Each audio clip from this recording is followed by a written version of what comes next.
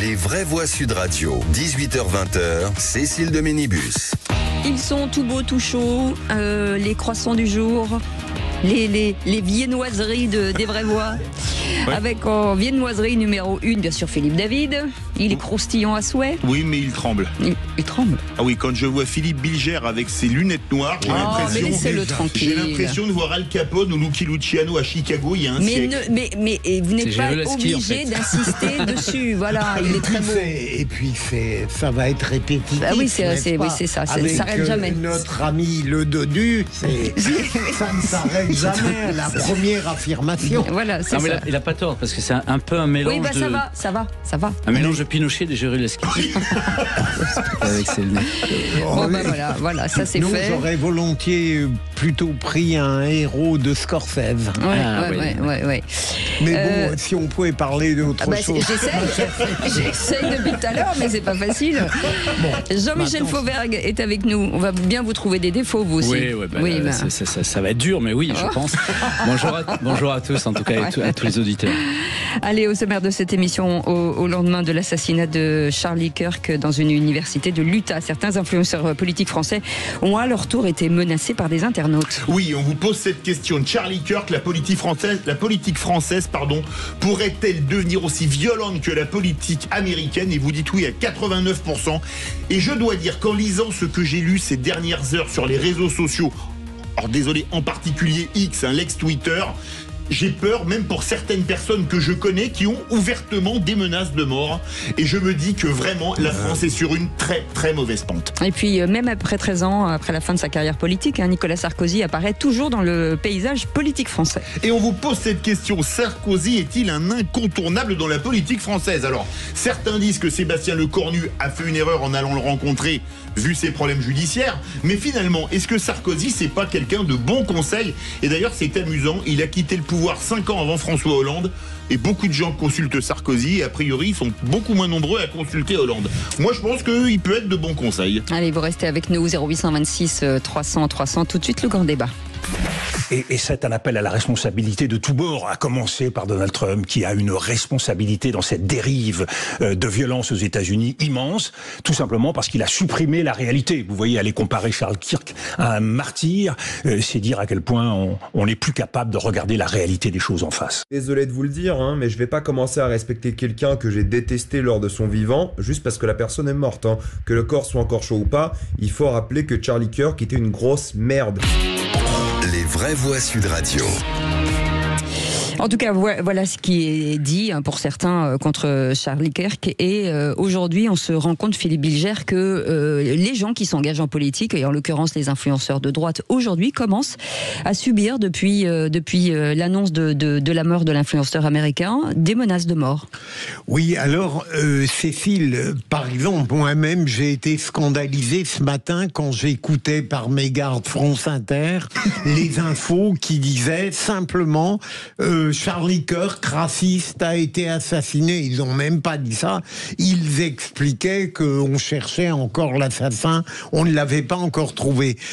Ce que je crois, en France, on n'a pas encore atteint le niveau des États-Unis. Il y a des menaces de mort, mais me semble-t-il, jusqu'à aujourd'hui, ce sont des menaces qui permettent un défoulement verbal.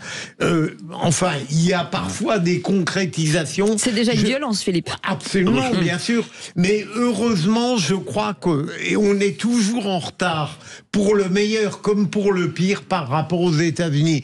On n'est pas encore au même niveau, me semble-t-il. Je l'espère, même si le climat actuel est odieux. Enfin, moi, je crois qu'il y a quand même un problème. Alors, on va pas être d'accord, Philippe Bilger, c'est l'attitude de la justice dans certains cas. Parce que vous voyez Éric Tegner, qui vient régulièrement débattre chez Valérie Expert ici, c'est le directeur du média Frontières, qui a été menacé de mort par un type identifié. Le procureur avait demandé le placement sous mandat de dépôt parce qu'il l'avait quand même menacé de mort, et on a dit oh ben non, on le laisse en liberté, on lui confisque juste son passeport. Alors inutile de dire que ne pas avoir de passeport pour aller de Bécon-les-Bruyères à Vincennes, ça vous gêne pas particulièrement, et que le type a priori le suit. Imaginons qu'il arrive, et évidemment je ne le souhaite pas, comme je connais bien Eric, qu'il arrive quelque chose. Qui sera responsable ? Moi, j'ai déjà le nom des responsables. Parce que quand quelqu'un menace de mort quelqu'un et continue à le suivre, on ne le laisse pas en liberté. On le met derrière les barreaux. Parce que je tiens à rappeler quand même qu'on est le seul pays qui ait mis au monde le principe de précaution dans la Constitution. Manifestement, on ne l'applique pas dans tous les cas. Jean-Michel Fauvergue. Non, mais ce que dit Philippe David. Merci. Ouais, non, il faut préciser. Ce que dit Philippe David, il a à la fois raison et tort, parce que en réalité, la justice ne rend pas justice, mais pour tout le monde. Elle est complètement inopérante dans notre pays. Elle est devenue complètement inopérante, mais que ce soit pour la droite ou pour la gauche, de toute façon.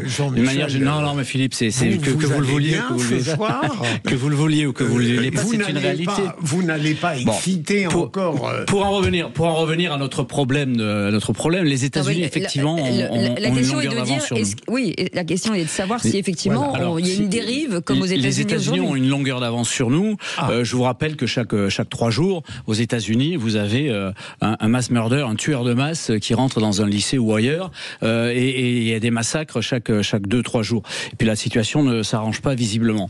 Mais ce qu'il ne faut pas oublier, c'est que tout ce qui arrive aux États-Unis nous arrive après en cascade. Alors aujourd'hui, vous l'avez dit, la situation et l'atmosphère, en particulier sur les réseaux sociaux, en particulier dans les discours politiques de certains extrémistes, et en particulier des extrémistes effectivement de l'extrême gauche aujourd'hui, et certains discours que l'on entend un peu partout, eh bien, ce sont des discours de haine, c'est des discours de rage, et tout ça prépare à ces... et quand en plus vous avez une justice qui est pas forte. Après, il y a des invectives des deux côtés aussi. Bien sûr que ça peut basculer. Ouais, Mais c'est intéressant de voir à quel point je n'ai pas été totalement choqué par les propos de Villepin. Certes, ça n'est pas Trump qui est responsable, évidemment, de ce terrible assassinat, mais on peut créer, comme l'a très bien dit Jean-Michel, un climat verbal qui peut préparer parfois des actes d'une violence extrême. Il faut faire attention à ce qu'on dit, et je vais essayer de le faire. Lors de l'émission, je vais essayer de traiter avec modération même les gens qui peut-être diront des inepties proches de moi, face à moi. C'est-à-dire tout le monde, quoi. Mais ceux qui portent la parole, en tout cas ceux qui parlent à la radio, les journalistes, les politiques ont une responsabilité dans le choix de leurs mots aussi. Il y a une responsabilité. Mais évidemment, c'était d'ailleurs mon coup de gueule d'hier, quand à 200 mètres d'ici, même pas, une éditorialiste se permet de dire bon, Hitler, Trump, même chose. Non mais on est où ? Comment est-ce qu'on peut affirmer des choses pareilles ? À ce que je sache, dans les États-Unis de Trump, il n'y a pas de chambre à gaz, il n'y a pas de camp de concentration, dernière nouvelle, non ? Alors pour faire ce type de comparaison, c'est strictement odieux, premier point. Mais deuxième point, ce qui me gêne, c'est les indignations à géométrie variable. Parce que quand on voit ce qui se passe, les menaces qui sont balancées sur les réseaux sociaux, tout le monde sait qu'il peut y avoir des esprits faibles, oui ou non ? Oui. Qui, lisant ça, vous avez dû en croiser, vous, en tant que policier d'élite, Jean-Michel Fauvergue, qui, prenant ça au pied de la lettre, vont peut-être passer à l'acte. Mais moi je demande, que font les réseaux sociaux ? Il devrait y avoir quand même un minimum de censure. Et pourtant, je ne suis pas un fan de la censure, soit dit en passant. Juste une chose, dans nos pays, on a à peu près 1%, en France comme ailleurs, 1% de personnes qui ont des vrais problèmes psychologiques graves et qui peuvent basculer sur une bouffée délirante assez rapidement. Et l'élément qui peut faire basculer, alors c'est soit une séparation, soit le fait de perdre son boulot, etc. Mais ça peut être aussi le fait d'être intoxiqué par la lecture de ces réseaux sociaux, etc. Et ça, on est dans des choses qui favorisent ce passage à l'action. D'où le problème avec TikTok ces derniers temps. Oui, bien sûr. Évidemment. Bien sûr. Qu'il faut absolument légiférer. Allez, vous restez avec nous. On fait une petite pause. 0826 300 300. Vous voulez participer au débat ? Oui. Oui, bien sûr. Et on va partir aux États-Unis pour parler de la violence en politique. On va retrouver quelqu'un qu'on aime beaucoup, Cécile, dans les vraies voix. Olivier Piton. Olivier Piton, avocat à Washington. Et vous, au 0826 300 300. À tout de suite. Sud Radio. Parlons vrai. Parlons vrai. Sud Radio. Les vraies voix Sud Radio. 18h-20h, Cécile de Ménibus. Retour des vraies voix, bien évidemment, jusqu'à 19h30 sur Sud Radio. On vous pose cette question dans le grand débat. La politique française pourrait-elle devenir aussi violente que la politique américaine ? Et vous dites désormais oui à 90% voulaient réagir. Le 0826 300 300. Et tout de suite, on prend la direction de Washington. On a Olivier Piton qui est avec nous, ancien avocat à Washington, ancien député suppléant des Français de l'étranger, qui connaît donc la politique des deux côtés de l'Atlantique. Bonsoir Olivier Piton. Bonsoir. Est-ce que vous imagineriez qu'un jour en France, on puisse atteindre le niveau de violence qu'il y a aux États-Unis? Alors violence qui a atteint son paroxysme il y a 48 heures. Écoutez, d'abord, je ne le souhaite surtout pas. Fort heureusement, les deux pays sont assez dissemblables pour que cela n'arrive pas. Néanmoins, des cas de violence politique, on en a eu. Il y a eu des tentatives d'attentats, y compris des attentats réussis contre des présidents de la République dans le passé. Donc malheureusement, la violence peut aussi être l'apanage de la politique française, malheureusement. Même si là, pour répondre plus spécifiquement à votre question, aux États-Unis, on est face à un phénomène amplificateur du fait de la circulation des armes à feu qui évidemment rend la violence politique, et on parlera dans un moment du clivage, qui évidemment est la principale raison de cette violence, est évidemment le point principal. Vous qui êtes là-bas pour nous raconter un peu l'atmosphère de ce qui se passe sur place, est-ce qu'il y a un pays qui se divise réellement ? Oui, et ça fait de nombreuses années que le pays est extrêmement clivé, divisé entre des gens qui ne se considèrent plus comme des adversaires, mais comme des ennemis à abattre. Et on a ce phénomène, très honnêtement, des deux côtés.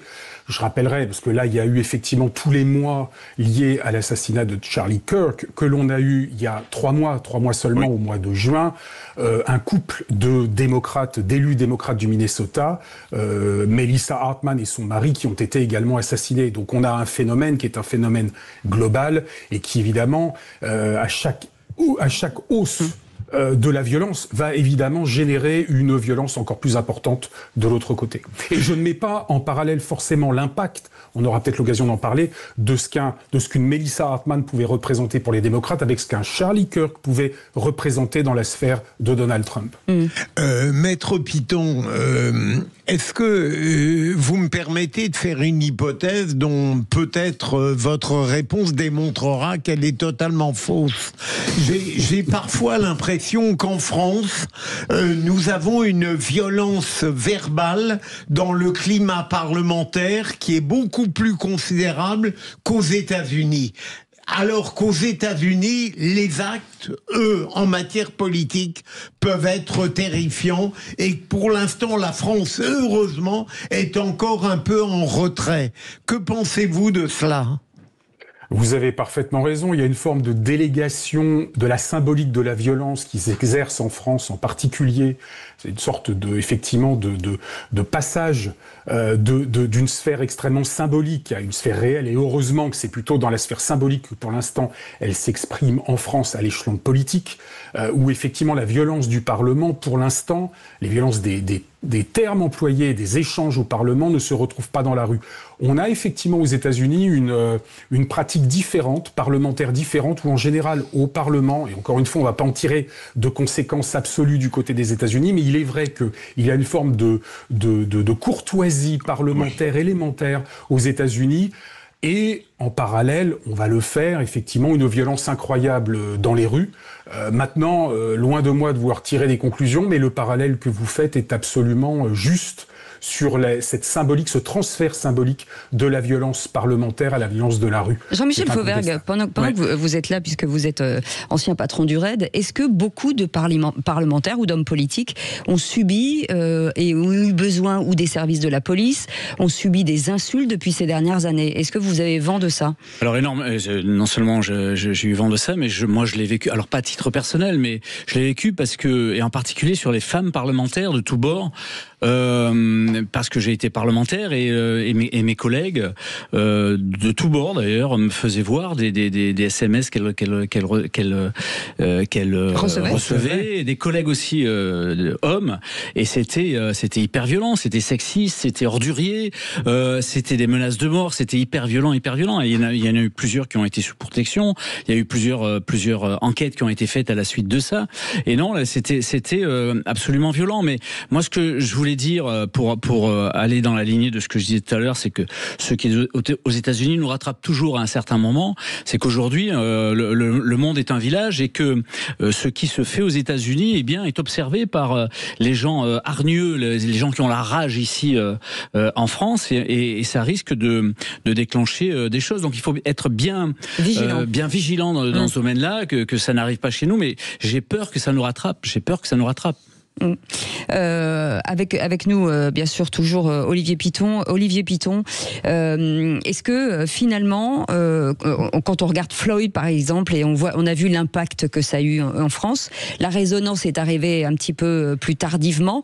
Est-ce que ça veut dire que plus les années vont passer et plus la résonance américaine va être rattrapée rapidement par la France, ou en tout cas les pays européens?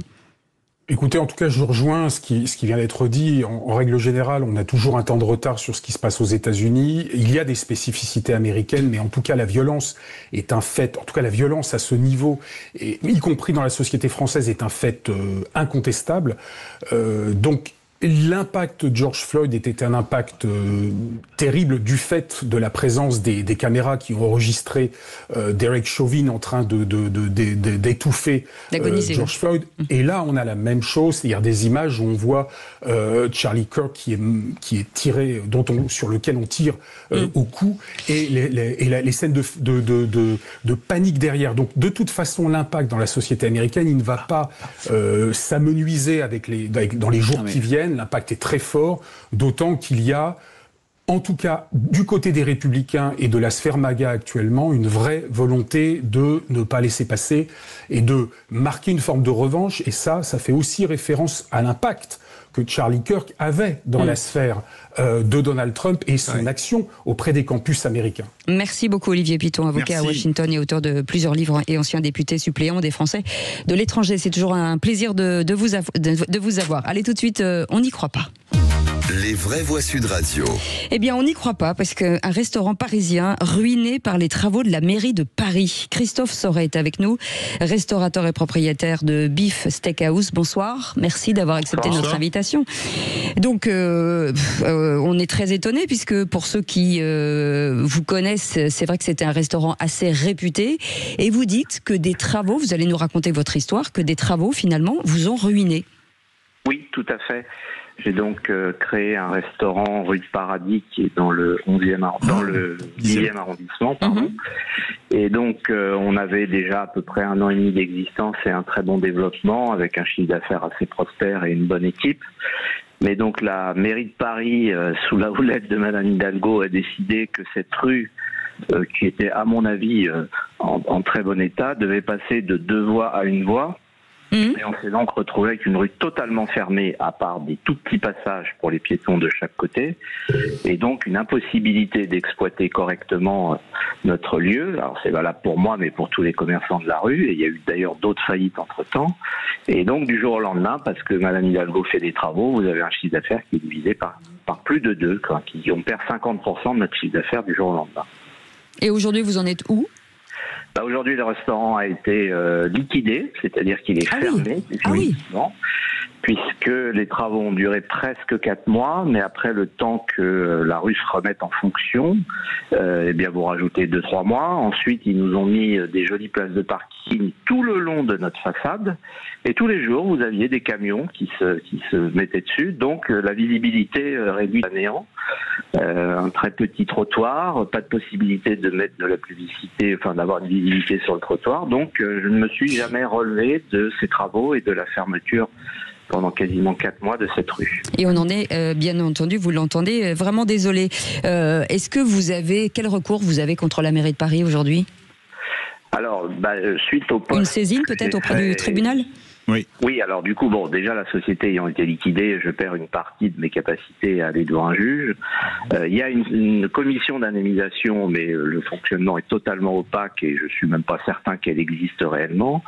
Donc maintenant que la société n'existe plus, je peux, moi, en tant qu'ancien propriétaire, actionnaire, prendre un avocat, et je vais donc consulter cette semaine ou la semaine prochaine pour voir si j'ai un recours potentiel contre la mairie de Paris. Mais bon, tout ça reste très complexe, très long, coûteux. Et hypothétique, visiblement. C'est hypothétique. Un avocat, ça coûte des sous et le résultat n'est pas garanti.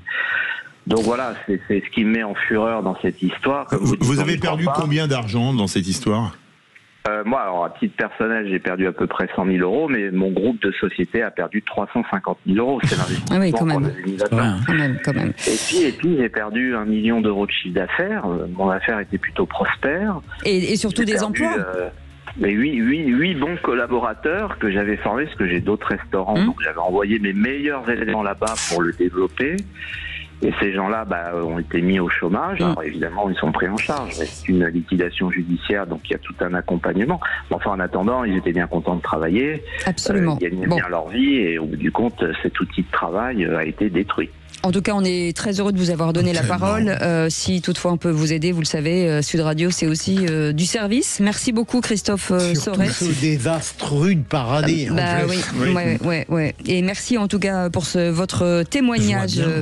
Merci beaucoup, à très bientôt. Vous restez avec nous dans un instant, le tour de table de l'actu des vraies voix. Philippe Bilger, vite fait. Eh bien, Jean-Luc Mélenchon ose dire qu'il n'est jamais dans l'outrance. D'accord. Philippe David ? Il y a quand même des minutes de silence à géométrie variable au Parlement européen. Jean-Michel Fauvergue ? Moi, je parlerai de la violence contre ce policier de là-bas à Tourcoing. Ok, restez avec nous. On est ensemble jusqu'à 19h30. Sud Radio. Sud Radio. Parlons vrai. Parlons vrai. Sud Radio. Les vraies voix Sud Radio, 18h-20h, Cécile de Ménibus. Et avec Philippe David, bien entendu, mon co-anime, on dit ça ? Oh, le co-anime, c'est chébrant. Ouais, c'est chébrant. Retour dans les années 80. Qu'est-ce qu'ils disent ? Non, mais ils disent des trucs, qui n'ont aucun intérêt. Co-chronique. Voilà. Philippe Bilger est avec nous, Jean-Michel Fauvergue, et vos 0826 300 300. Appelez-nous, tiens, ça nous fera plaisir. Dites-nous si vous allez partir en week-end, si vous allez travailler, parce qu'il y a beaucoup de gens qui travaillent le week-end. Et merci pour ça d'ailleurs, parce qu'il y a beaucoup de gens dans les restaurants, qui, grâce à vous, on peut se faire des petites soirées sympathiques. Allez, tout de suite, le tour de table de l'actu de nos vraies voix.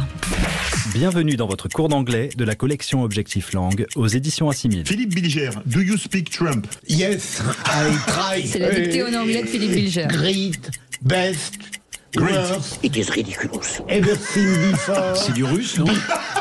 Mon accent est parfait. J'adore. Ah bon? Le tour de table. De l'actualité. Et donc Philippe Bilger, en français si possible. J'ai moi-même été désorienté par mon très bon accent.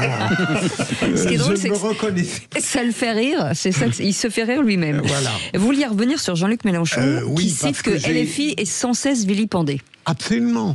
J'ai écouté l'émission hier de Caroline Roux sur la 2 et d'ailleurs une petite polémique est née puisqu'elle n'a pas indiqué que Mathieu Pigalle avait un rôle direct dans la maison de production qui lui permettait de faire fait dans l'air.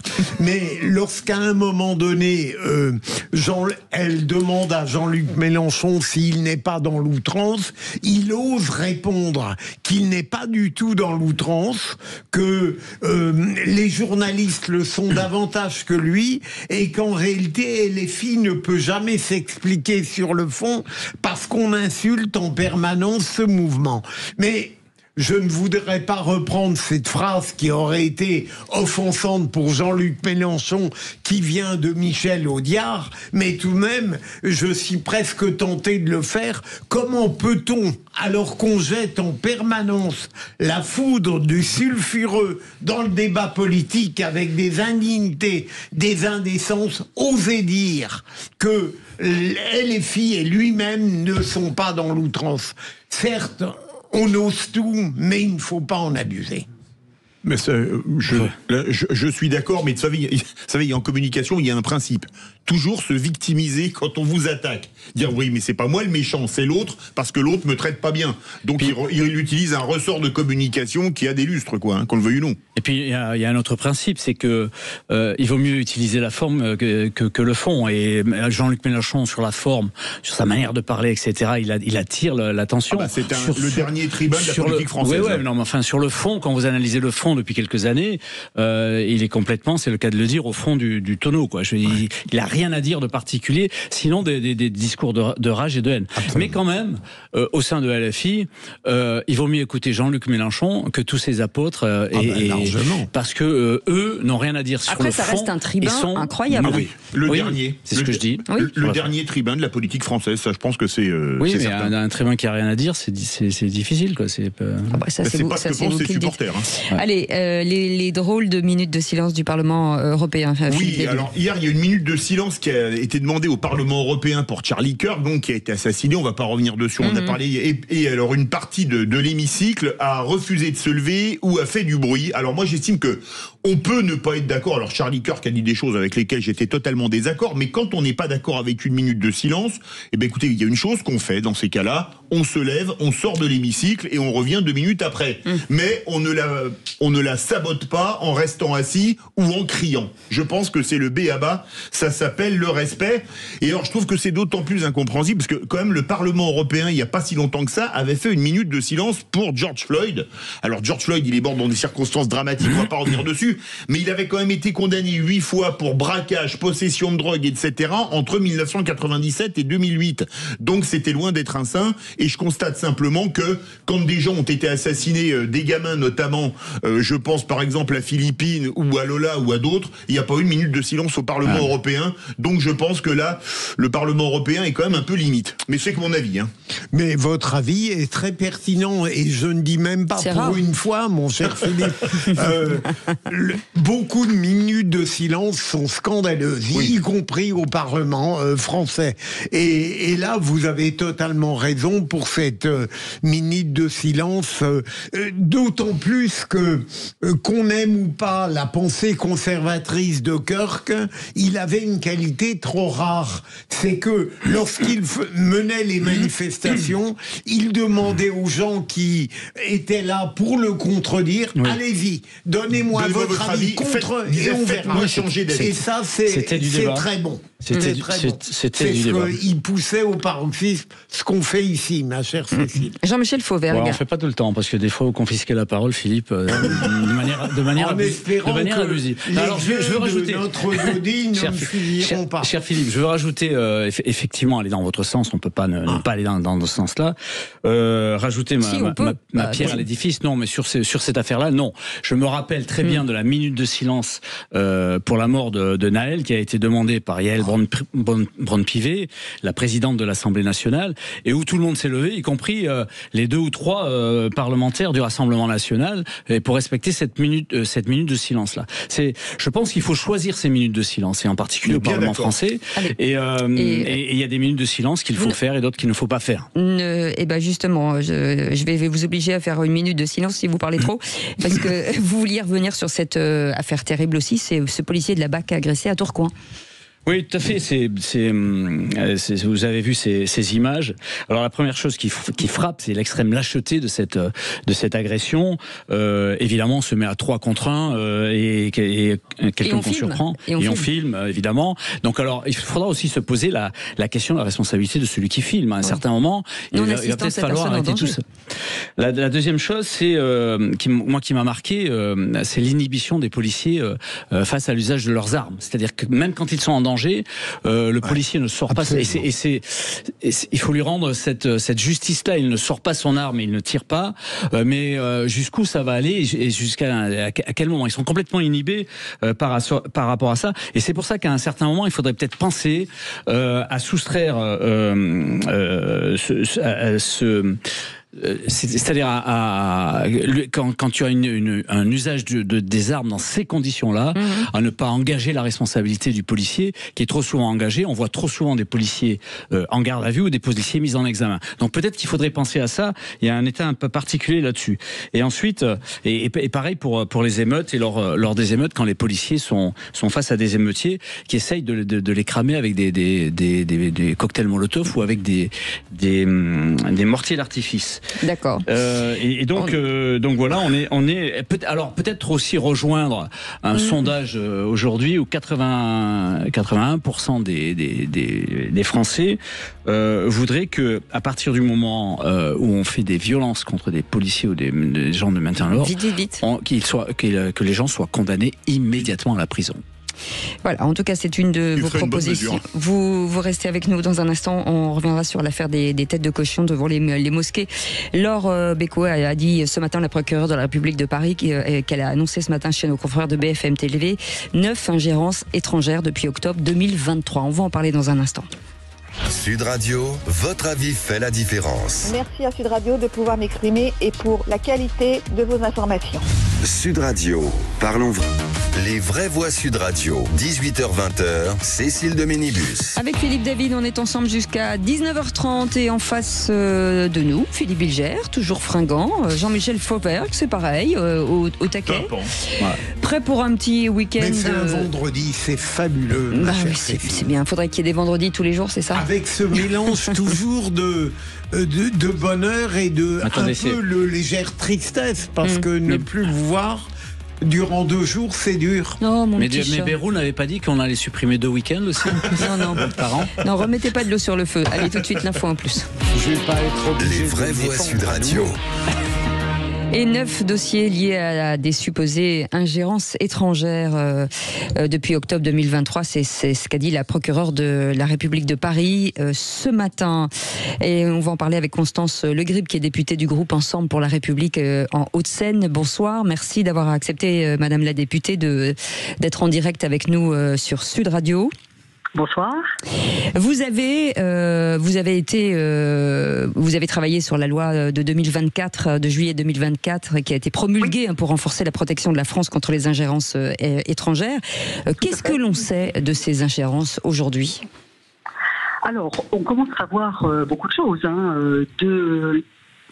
des diverses formes d'ingérence étrangères qui sont à l'œuvre contre notre pays, contre ses intérêts, contre notre système démocratique, contre nos médias. Tout cela commence à être très, très documenté depuis de très nombreuses années. Nous voyons se multiplier les formes les plus multiples, les plus diverses d'ingérence étrangère, parce que c'est la manipulation de l'information, les fake news, la désinformation, les cyberattaques de toute nature. C'est également des formes renouvelées d'espionnage, et puis c'est des opérations comme celle auquel faisait allusion Madame la procureure de Paris il y a quelques heures, diverses et variées, qui sont des opérations de déstabilisation, de désagrégation, de confusion, les jets de peinture verte sur des établissements liés à la communauté juive, les mains rouges apposées sur le mur des juifs, et puis tout récemment cette lamentable affaire de tête de cochon. Donc on sait beaucoup de choses et on est de mieux en mieux armés pour détecter, pour réprimer, pour arrêter, et puis... Mais que va faire la loi? Pardon, je vous coupe parce qu'on a très peu de temps. Que va faire la loi? Alors, la loi que nous avons proposée, Sacha Houlier et moi-même, et qui a été très largement votée, elle est basée sur 2 piliers, plus de transparence et de nouveaux outils de renseignement pour nos forces de sécurité. Plus de transparence, parce qu'à l'image de ce qui se passe dans beaucoup d'autres grandes démocraties européennes ou anglo-saxonnes, nous souhaitons qu'il y ait une obligation de transparence pour toutes les personnes, toutes les associations, tous les think tanks, toutes les officines, tous les bureaux qui travaillent de près ou de loin pour des intérêts étrangers, que ce soit déclaré, que ce soit connu. La transparence est un gage quand même de meilleure connaissance. Et puis des instruments nouveaux, algorithmiques, c'est un peu technique, sont mis à la disposition de nos forces de sécurité pour mieux traquer tout ce qui concerne les ingérences étrangères, le risque d'ingérence étrangère. Et puis il y a également dans cette même loi une réponse pénale aggravée avec des peines encourues plus sévères, une nouvelle circonstance aggravante lorsque l'on fait des atteintes aux biens ou aux personnes en lien avec une puissance étrangère ou pour servir les intérêts d'une puissance étrangère, une circonstance aggravante d'ingérence étrangère est dorénavant posée par la loi. Merci beaucoup Constance Le Grib, députée du groupe Ensemble pour la République des Hauts-de-Seine. Merci d'avoir accepté notre invitation. Les vraies voix Sud Radio. Et si j'étais ministre? Et si j'étais ministre de l'aménagement du territoire, les mesures importantes, et notre ministre aujourd'hui s'appelle Thierry. Bonsoir Thierry. Bonsoir. Bonsoir. Vous nous appelez de Tégra dans le 46. Si vous étiez ministre, vous seriez ministre de quoi? Enfin, en tout cas, quelle serait votre première mesure en matière d'aménagement du territoire? Alors, si je suis nommé ministre de l'aménagement du territoire lundi prochain, la première mesure, c'est de donner au préfet un pouvoir de dérogation et d'adaptation des lois, notamment en matière d'urbanisme et de logement, première priorité, car les lois, elles sont votées et s'appliquent de façon identique sur tout le territoire, alors que partout, on a des disparités, des typologies différentes, des enjeux différents, y compris dans un même département. Donc, moi, je pense qu'il faudrait que les préfets aient un pouvoir de dérogation, avec bien sûr des limites encadrées, mais ça permettrait d'adapter les lois beaucoup plus proches des besoins d'un territoire. D'accord. Voilà pour la première mesure. Première mesure, ok. Deuxième mesure. Alors, la deuxième mesure, elle n'est pas nouvelle. La deuxième mesure, c'est de déposer une proposition de loi qui si vous êtes ministre, ce sera un projet de loi. Ce sera un projet de loi. C'est ça, c'est un projet de loi. Non, mais je me suis trompé. C'est de faire la proposition au Premier ministre de déposer un projet de loi pour fusionner départements et régions. Il y a quelques années. Et peut-être même les intercommunalités. Pourquoi parce que ce millefeuille territorial il nous coûte extrêmement cher. Et on éloigne les élus de leur territoire d'action avec un pouvoir décisionnel qui est confié à des administrations. Comme moi, je suis dans le Lot, à Tégra, et certaines décisions régionales sont prises à Montpellier, avec des administrations qui sont très compétentes, mais qui n'ont jamais mis le pied par chez nous, qui ne connaissent pas forcément les dynamiques, les enjeux des territoires. Et vous comprenez que ça crée des difficultés, des coûts de fonctionnement énormes, et vraiment fusionner les départements, les régions, et de créer une conseillère territoriale comme il avait à l'époque été question, je pense que ça arriverait à diminuer et à redonner du sens auprès de nos habitants qui comprennent plus pourquoi il y a tant de strates et qui fait quoi. Et ben voilà, merci beaucoup monsieur le ministre. Appelez-moi tout de suite Sébastien Lecornu. Nous avons trouvé le futur ministre de l'aménagement du territoire. Il est maire Thierry Chartroux de Tégra. Merci beaucoup. Un département qui est fabuleux puisque une des personnes les mieux que je connaisse y est né. Qui ça? Moi. Ah bon d'accord. Ok, très bien. Merci. Jusque-là tout allait bien. Jusque-là tout allait bien. Mais dans la préfecture, hein, oui, pas à Tégra. On peut pas rebondir là-dessus, non? Moi j'adore les maires, je vous le dis tout de suite. Moi il me fascine. Merci beaucoup monsieur le maire Thierry Chartroux de Tégra qui ferait un très bon ministre de l'aménagement du territoire. Merci monsieur le ministre. C'est la première fois qu'on vous traite de ministre. Comme vous s'appelle monsieur le ministre. Et ben voilà, vous êtes adoubé. Merci beaucoup. Vous mériteriez. Voilà, très bon week-end. Au moins, il se passerait des choses. Dans un instant, le coup de gueule de Philippe David. Parfois, il y a des citations qui n'en sont pas. Et j'ai fait un petit coup de gueule léger, histoire d'essayer de vous amuser un peu. Ouais, très bien. Et notre chronique? Eh bien, tout de suite, on retrouve Thomas Binet pour les incontournables de la copropriété. Et on revient dans un instant, tout de suite. Viens dans mon immeuble avec Loiselet et Desgremont présente. Sud Radio, les incontournables de la copropriété. Thomas Binet. Nous sommes avec notre consultant Philippe Loiselet, patron de Loiselet et Desgremont, qui nous informe tous les vendredis soirs sur l'ensemble des sujets liés à la copropriété. Nous allons cette semaine faire un peu d'histoire en évoquant l'évolution de la copropriété à travers le temps. Bonsoir Philippe Loiselet. Bonsoir Thomas. Philippe Loiselet, pouvez-vous nous parler de cette histoire de la copropriété justement ? Eh oui, on dit qu'il faut connaître le passé pour comprendre le présent et préparer l'avenir. Il est donc important de savoir comment cette institution est née et comment elle a évolué pour comprendre où on en est et les évolutions attendues ou nécessaires. Alors, en quelques mots, d'où vient la copropriété et quelles sont les bases de la création de son statut ? Si on remonte au départ, on trouve les débuts chez les Babyloniens, les Grecs et les Romains. Il y a donc très très longtemps. Les Babyloniens d'abord. Le code Hammurabi, en 1750 avant Jésus-Christ, évoquait déjà le cas de la vente du rez-de-chaussée d'un bâtiment dont le vendeur se réservait l'étage ou encore à l'indivision de murs mitoyens, ce qui constituait les prémices de la copropriété. En 593 avant Jésus-Christ, on trouve une allusion à la copropriété dans la loi de Solon d'Athènes.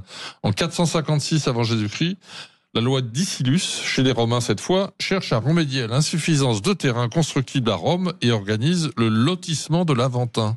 Et en France, justement, ça s'est passé comment ? Passons quelques siècles et retrouvons en France l'ancien droit. En 1561, on relève dans la coutume du bailliage d'Auxerre les prémices de la copropriété. Nous arrivons ensuite à l'époque napoléonienne et du premier code civil, en 1804, dans lequel aucune allusion n'est faite à l'époque à la copropriété. Les tribunaux d'appel de Lyon et de Grenoble qui relevèrent la lacune firent une proposition de texte. L'article 664 du Code civil, inséré au chapitre des servitudes, en fut directement inspiré. C'est à cette époque qu'apparaissent les premiers règlements de copropriété pour organiser l'administration des immeubles. Parmi toutes ces pratiques, la méthode dite de Grenoble, ville française où la copropriété s'est développée le plus tôt, fut sans doute la plus aboutie. Elle exigeait la constitution préalable d'un groupe d'amis ou de relations. Elle fonctionnait sur l'intuitu personae, c'est-à-dire des relations personnelles entre les copropriétaires. À la différence de ce qui se fait aujourd'hui, les copropriétaires se choisissaient pour avoir plus de chances de bien s'entendre qu'avec des inconnus. On ferait peut-être bien de réfléchir à cette pratique, utilisée par exemple aux États-Unis, qui évite bien des déboires entre voisins qui se connaissent mieux de cette façon. Alors revenons à notre moment. Que se passe-t-il justement dans cette époque moderne ? La généralisation de la construction pendant tout le 19e siècle et le début du 20e siècle, au cours desquels se multiplient les bâtiments collectifs, notamment grâce aux innovations technologiques qui améliorent grandement la vie en commun au sein des immeubles, va permettre le développement des copropriétés. C'est à cette époque qu'apparaissent l'eau courante, l'électricité, le chauffage collectif ou les ascenseurs. Et on a observé quand même, Philippe, qu'au lendemain de la Première Guerre mondiale, les choses ont un peu bougé. Oui, effectivement, la crise du logement et le développement de l'accession à la propriété ont obligé le législateur à réfléchir à l'instauration d'un régime juridique propre à la copropriété. Mais il faudra malgré tout attendre le début du siècle suivant pour voir arriver une loi sur la copropriété. Alors justement, quand arrive cette loi ? C'est le 28 juin 1938 qu'est votée par le Parlement cette première loi fixant le statut de la copropriété des immeubles divisés en appartements. Dès lors, les copropriétaires sont tenus de se constituer obligatoirement en un syndicat de copropriété, lui-même représenté par un syndic qui est alors qualifié d'agent officiel du syndicat. Bien que contestable au progrès, la loi de 1938 contenait beaucoup d'insuffisances. C'est ainsi que près de 30 ans plus tard arriva la loi du 10 juillet 1965, suivie par son décret d'application du 17 mars 1967, la loi sous laquelle nous vivons encore aujourd'hui. Et je veux ici saluer la mémoire de M. Pierre Capoulade, haut magistrat, qui est considéré comme le père de cette fameuse loi de 65. Alors justement, 1965, c'est prêt, mais c'est quand même un peu loin déjà. Pas de changement depuis ? Oh que si.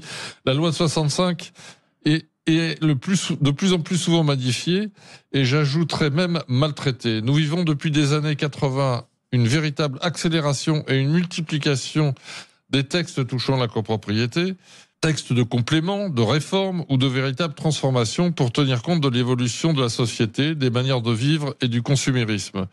Les textes se multiplient, se complètent, voire se contredisent. Alors Philippe, avez-vous des exemples pour illustrer cette situation justement ?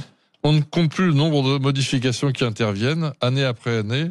Je citerai entre autres la loi Bonne-Maison de 1985, la loi Carrez de 1996, la loi SRU de 2000, la loi Allure en 2014, la loi Elan en 2018 et une grande ordonnance en 2019, sans compter la pléiade de décrets, d'arrêtés, de formulaires et de modèles qui se succèdent à une fréquence encore plus élevée.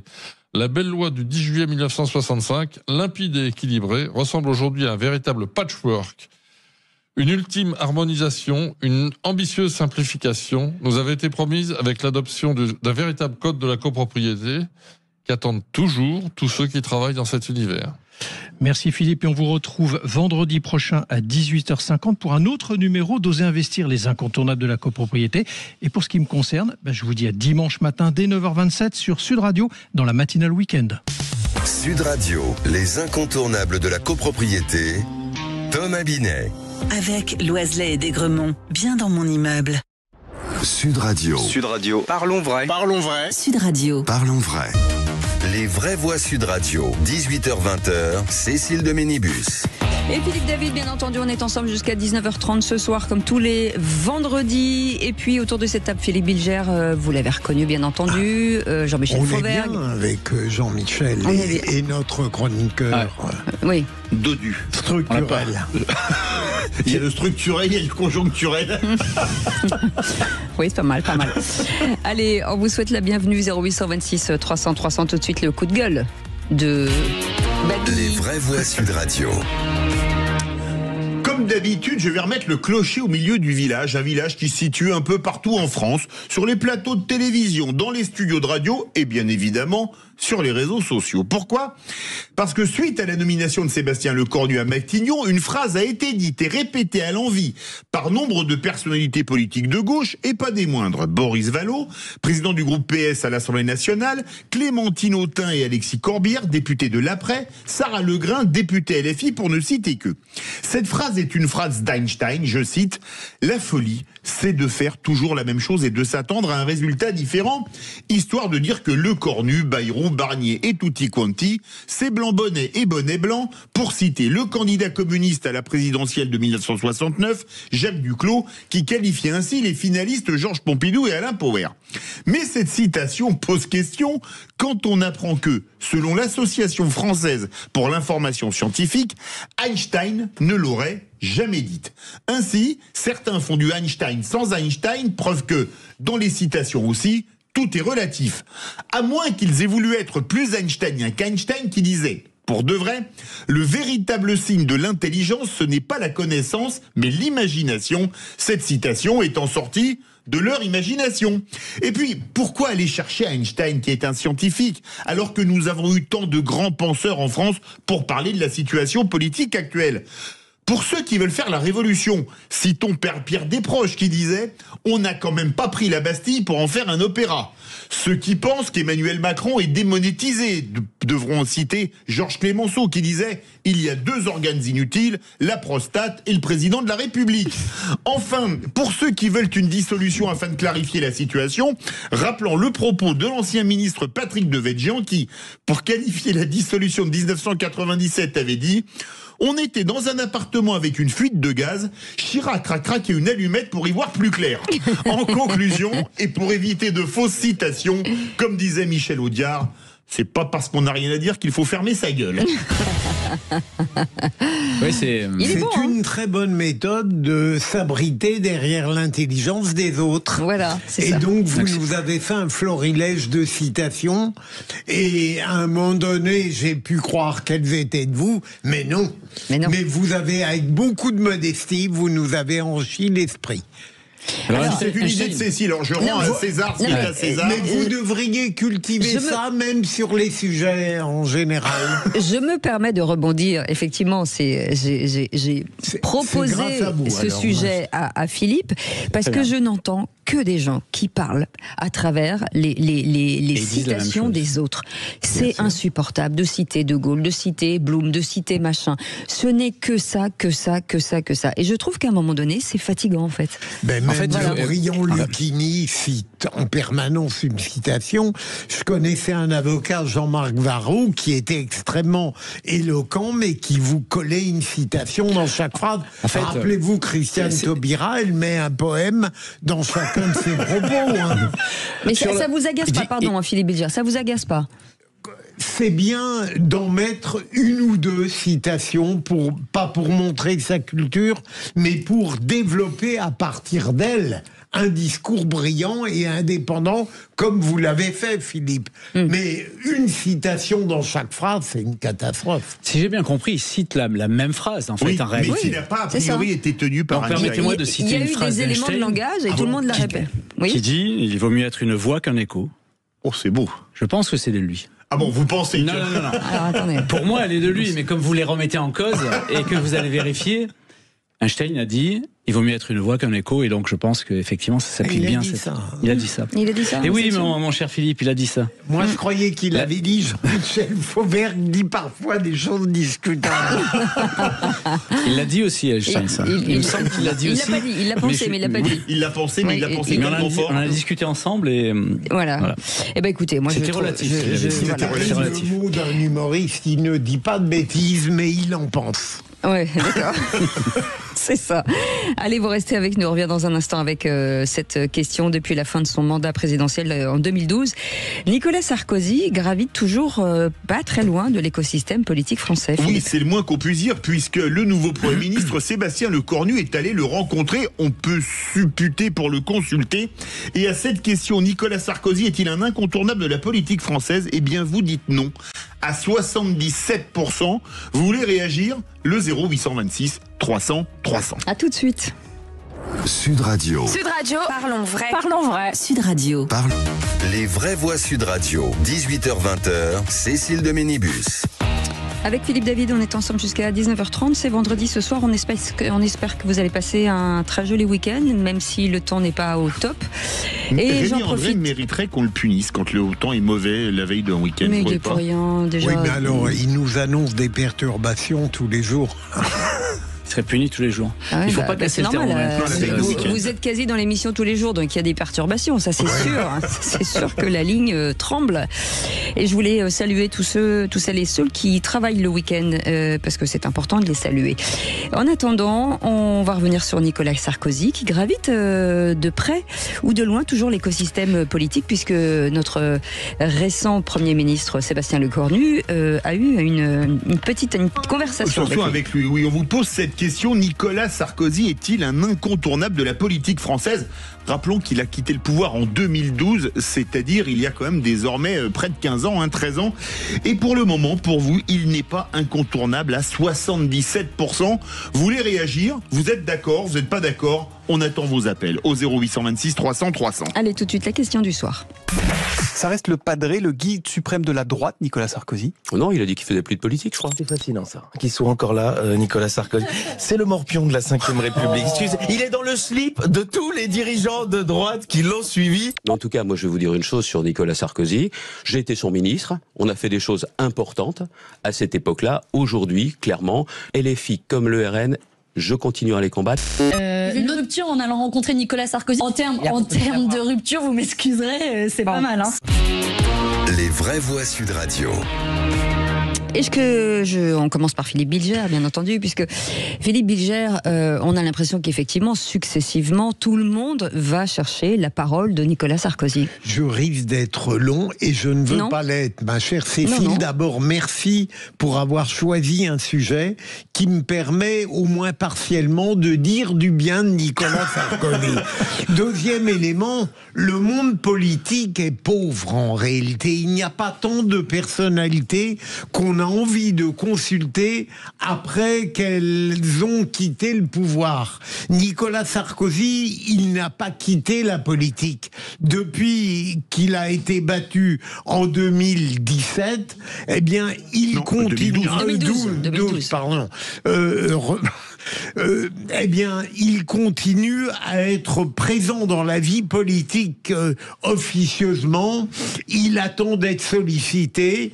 Il fait ce qu'il faut pour ça. Et j'ajoute, et là je dis du bien de lui, comme beaucoup de personnalités politiques, il est discutable dans l'action, mais il est formidable dans le commentaire. Et notamment ces derniers mois, il a fait des analyses tout à fait pertinentes de la situation politique.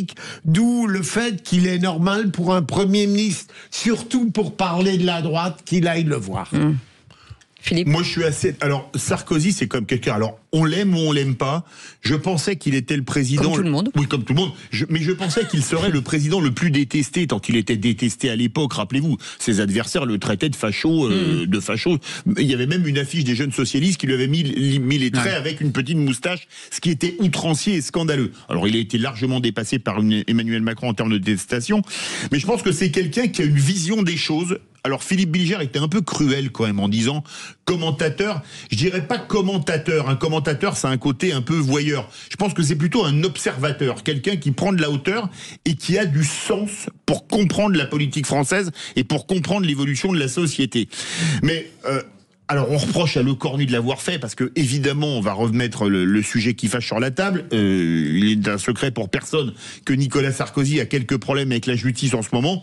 Moi je vois pas où est le problème. Je pense que Lecornu, il a voulu aller voir Sarkozy, très bien. Après, ceux qui donnent la leçon sont pas toujours en plus ceux qui sont le plus aptes à donner des leçons de morale à qui que ce soit dit en passant. Jean-Michel Fauver. Ouais, moi je crois que comme mes camarades, c'est un analyste de la vie politique de première importance. Il a les informations pour ça. Il est assez fin dans ces analyses-là. Mais aussi. Et il entretient ça. Oui, il entretient bien sûr. Il a un réseau. Il avait dit qu'il se retirait une fois qu'il avait été condamné. Il le fait pas. C'est un virus. Il le fera jamais. Mais je pense aussi qu'il connaît les gens. Il connaît un maximum de personnes, en particulier. Quand vous dites c'est un virus, c'est pas Nicolas Sarkozy. Il a le virus de la politique, vous vouliez dire. Le virus de la politique, c'est un virus de la politique. Oui. Et il connaît le nouveau Premier ministre, il connaît les gens, et donc il peut aussi savoir vers où on va, qu'est-ce qu'on va faire, etc. Et lui a parlé de dissolution, hein, et il maintient son positionnement. Donc on verra s'il a raison. J'ai deux questions. Première des choses, est-ce que vous pensez qu'il peut avoir une influence sur le gouvernement, le futur gouvernement? Ça, c'est ma première question. Et deuxième question, qu'est-ce qui le différencie de François Hollande, par exemple? Sur le premier point, non, ma chère Cécile. Sur le deuxième... Non, pourquoi? Mais parce qu'en réalité, on le consulte, mais en même temps, on ne tient pas vraiment compte de ses avis. Et le premier qu'il a flatté avec beaucoup de subtilité, c'était Emmanuel Macron, dont Nicolas Sarkozy a dit qu'en réalité, il ne suivait pas ses... Deuxième élément, votre deuxième question... La différence, pourquoi pas François Hollande? Mais tout simplement parce que ça n'est pas le même type de caractère. François Hollande est né tout sauf un médiocre, mais je dirais il n'a pas la même conception de la politique quand il ne l'exerce plus. Mais je veux laisser parler. Oui, bien sûr. Et puis François Hollande exerce encore. Il a été député, il a été nommé député. Il est dans le chaudron. Oui, mais c'est récent. Jusqu'à présent, c'est récent, il aurait pu effectivement être. Moi, je crois qu'en se remettant dans la mêlée de cette manière assez. Enfin, moi, j'apprécie pas trop parce que c'est un président de la République qui revient comme député. Ça me paraît bizarre. Mais en se remettant dans la mêlée comme ça, il perd son aura, sa stèle, sa statue de son aura d'analyste des choses, et donc il pourra pas. Il est dans la mêlée, donc il ne peut pas être à la fois parti et juge. Mais moi, je crois que la rencontre avec Sarkozy, il y a quand même une concordance des temps, comme on disait en grammaire, ça ne rajeunit pas, c'était à l'école primaire. Il y a quelques jours, Nicolas Sarkozy, dans une interview, dit que bien sûr le RN fait partie de l'arc républicain, et que donc c'est des élus comme les autres, et le cornu. Et je le répète, face à un Bayrou qui était quand même pas au mieux à ce moment-là, bon, faut dire qu'il quittait le pouvoir, dit maintenant on fait la grande rupture sur ce qu'on faisait dans le passé. Et donc je me dis qu'il y a peut-être une relation de cause à effet, parce que ça, alors je ne suppute pas ce qu'ils se sont dit, hein. J'étais pas une petite souris. Je sais pas où vous nous emmenez là, allez-y. Non, mais je n'étais pas là, mais ça veut dire quand même que je pense que le cornu ne va pas être dans le politiquement correct. Entre ce qu'il a dit et parce qu'il va voir Sarkozy en raison de ce qu'a dit Sarkozy quelques jours plus tôt dans une interview. Qu'on le veuille ou non. Donc ça veut dire que vous êtes en train de dire que Nicolas Sarkozy pourra avoir plus d'impact sur Sébastien Lecornu qu'on le pense. Possible. Par contre, alors je tiens à dire une chose, il n'y a aucune chance qu'il rentre au gouvernement. Ça, aucune supputation. Le Premier va être très prudent tout de même. On savait avant sa rencontre avec Nicolas Sarkozy que le RN, même s'il dit le contraire aujourd'hui, avait de l'empathie pour lui parce qu'il les a tous traités correctement. Mais tout ça ne... Et puis... 30 secondes. Non, et puis moi ce que je voudrais ajouter, c'est que Sarkozy a en face de lui un LR qui se divise. Rien qu'à voir le vote sur le Bayrou. Hein. Et Sarkozy parle de primaire, pour l'ensemble des candidats, ce qui fait ça va pas plaire, ça va plaire il n'y a pas d'autre choix. Allez les enfants, merci beaucoup. Et tout de suite, vous avez posé deux très bonnes questions. Oui, je vous remercie, maître. Allez, tout de suite l'idée qui marche. Les vraies voix Sud Radio. Et on aime bien les idées qui marchent, en tout cas qui fonctionnent. Et un Girondin vient de lancer une belle plateforme, en tout cas, qui s'appelle Safly, une application pour réserver un agent de sécurité pour rentrer sereinement chez soi. Et c'est à Bordeaux. Alors Sébastien Lamour est avec nous. Déjà, j'adore ce nom. Ah oui. Fondateur de l'application de sécurité privée. Bonsoir, merci d'être avec nous en direct sur Sud Radio. C'est une application, alors nous on s'est dit l'idée qui marche bien entendu, parce que si ça marche vraiment, c'est assez canon. Rappelez-nous le principe de cette application. Bonjour à tous. Le principe de l'application, en fait, c'est que ce soit le Uber de la sécurité privée.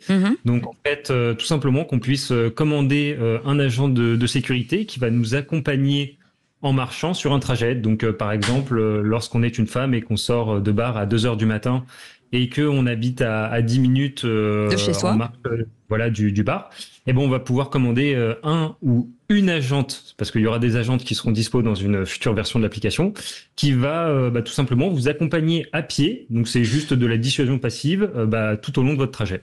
Ouais, Jean-Michel Fauvergue, ça coûte combien, ancien policier, on va lui demander, ancien policier, allez-y. Oui, alors moi je suis ravi de ça parce que vous savez, j'ai porté la loi sécurité globale dans laquelle on parlait beaucoup de sécurité privée et on savait à l'époque avec ma collègue Alice Toureau que la sécurité privée allait prendre de l'ampleur dans tous les sens du terme et c'est une image, effectivement une de ces images qui était intéressante et qui est importante. Ouais, c'est une opportunité. Alors le prix, parce que ça c'est important aussi. Prix, oui. Combien ça coûte ? D'abord, comment on fait ? J'imagine qu'on télécharge une application. Est-ce qu'il faut un abonnement ? Comment ça se passe ? Alors, pour l'instant, on télécharge pas encore d'application puisque, en fait, je me suis lancé avec un agent que j'ai recruté pour le projet en juillet. Et pour l'instant, donc, on a un site web, en fait, avec un calendrier de réservation. Et en fait, les tests se font essentiellement en direct, c'est-à-dire on va devant les bars et puis on propose aux femmes qui sortent si elles ont besoin d'un accompagnement. Donc il n'y a pas encore d'application, mais elle est en cours de développement. Et pour les prix, en fait, ça va dépendre tout simplement de la distance et du temps passé. Et donc les prix varient entre 5 et 20 euros en moyenne. D'accord, oui, c'est très honorable. Ça veut dire que... Et qui sont ces agents ? Est-ce que ce sont des policiers ? Est-ce que ce sont des gens qui sont formés ? Alors, ce sont des agents de sécurité agréés par l'État, donc qui ont une carte professionnelle auprès du CNAPS. Et après, on s'assure que leur profil soit vérifié pour qu'il y ait de la confiance. Donc, ils ont tous un casier judiciaire vierge, passent en entretien préalable et signent évidemment notre charte de bonne conduite. Donc voilà, pour s'assurer qu'il n'y a aucun problème et que les utilisatrices puissent avoir confiance dans ces agents. D'où vous vient cette idée ? J'espère que vous n'aurez jamais d'agent de sécurité pour contrôler vos agents de sécurité. Sébastien Lamour, d'où vient l'idée en fait de constat ? Merci. En fait, depuis le lycée, en fait, j'ai eu des témoignages d'amis IES et même d'amis au masculin qui ont été agressés ou insultés en rentrant de soirée. Et j'ai constaté en fait que malheureusement ça augmentait un peu au fil, au fil des années. Beaucoup. Okay. Jusqu'à ce qu'on me dise carrément j'avais eu un témoignage d'une connaissance qui disait moi je sors plus trop en fait à cause de ça. Donc en ayant eu ces témoignages, je me suis dit autant. C'est vrai. Très bonne idée. Merci beaucoup Sébastien Lamour, entrepreneur, fondateur de l'application de sécurité. Ça s'appelle Safly, c'est ça ? Safly. Voilà. Merci beaucoup pour lutter contre. C'est Royal qui voulait raccompagner des policières par des policiers. Exactement. Contre le harcèlement de rue et des agressions, c'est une très bonne idée. Voilà, on voulait remercier Majid qui a passé beaucoup de temps avec nous. Merci beaucoup de nous avoir accompagnés pendant 2 semaines. On te souhaite bon vent. Exactement. Oui. À très bientôt Majid. Et puis c'est le rugby. Alex Priam est avec nous. Bonsoir Alex. Alors, bonjour à tous. Et ça a déjà commencé avec Provence qui joue contre Biarritz et qui mène. Et ce soir, un gros choc. Stade Montois contre Vannes. Ouf. Ah oui, alors il y en a plein des chocs évidemment dans cette journée de Pro D2. Mais effectivement, Aix-en-Provence est en train de mener 7-3 face à Biarritz. Et puis dans un instant, on va avoir le multiplex avec des grandes rencontres, notamment Oyonnax-Colomiers. Colomiers qui est pour l'instant la meilleure équipe du championnat. Mont-de-Marsan-Vannes, comme tu le disais, Philippe. Et puis hier, Agen a battu Grenoble 38-20. Et puis on parlera évidemment de la 2e journée de Top 14 avec Philippe Spanghero, toute l'équipe qui est présente au studio Sud Radio pour vous faire vivre cette 3e journée de Pro D2. Et qu'est-ce qu'il est bon cet Alex Priam, qu'est-ce qu'on l'aime. Voilà, merci beaucoup à toute l'équipe du rugby, on vous embrasse.